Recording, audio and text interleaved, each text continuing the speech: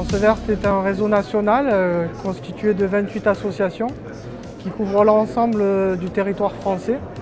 Donc, ce sont des associations qui sont rattachées à la Mutualité sociale agricole, qui est le deuxième régime de protection sociale, notamment des agriculteurs.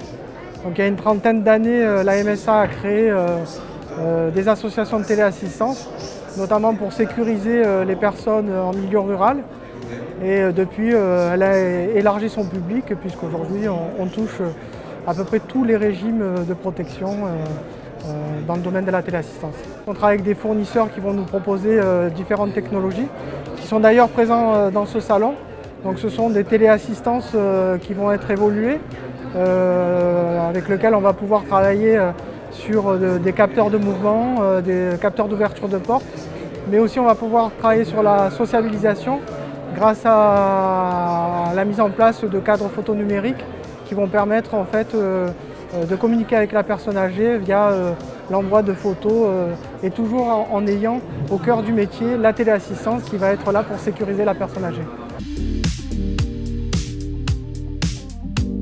Ce salon permet, en tous les cas, à notre association de rencontrer différents fournisseurs qui vont être des fournisseurs de demain, notamment dans le domaine de l'innovation du bien vieillir. Donc on voit certains fournisseurs qui arrivent à de nouvelles technologies, des ceintures qui vont permettre d'amortir des chutes à domicile, dans le cadre notamment de la prévention des fractures du col du fémur. Nous avons aussi d'autres start-up qui sont, je dirais, dans l'innovation numérique, qui vont mettre en place des plateformes dédiées notamment au service du bien vieillir et qui vont venir coordonner et donner de l'information au grand public. Donc voilà, c'est de très bons échanges qui nous permettent aussi d'avoir un visuel de ce qui est possible de faire au niveau du territoire français. J'ai passé un agréable moment, j'ai rencontré des collègues, des partenaires. Il fait beau dans le sud aujourd'hui. C'est assez riche en termes d'exposants. Donc voilà, un très très bon moment. Les ambitions futures, moi en tant que responsable de la téléassistance, j'espère que les gens vont être beaucoup plus utilisateurs de la téléassistance. Tout simplement parce que la téléassistance existe depuis 30 ans, sauf que dans la réalité, encore très peu de personnes connaissent ce dispositif.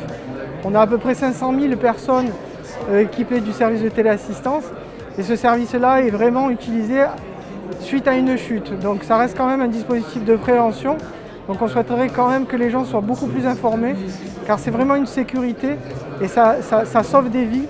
Et ça permet de vraiment être secouru le plus rapidement possible.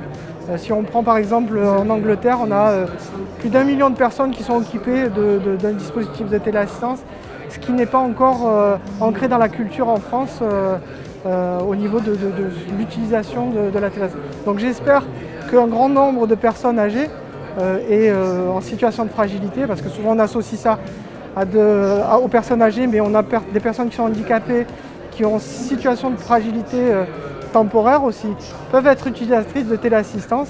Et moi ce que je souhaite, c'est que voilà, 2022 et les années futures, que ce soit intégré réellement, je dirais presque comme un usage usuel, au même titre qu'une assurance voiture, etc., pour que les gens puissent être en sécurité à leur domicile.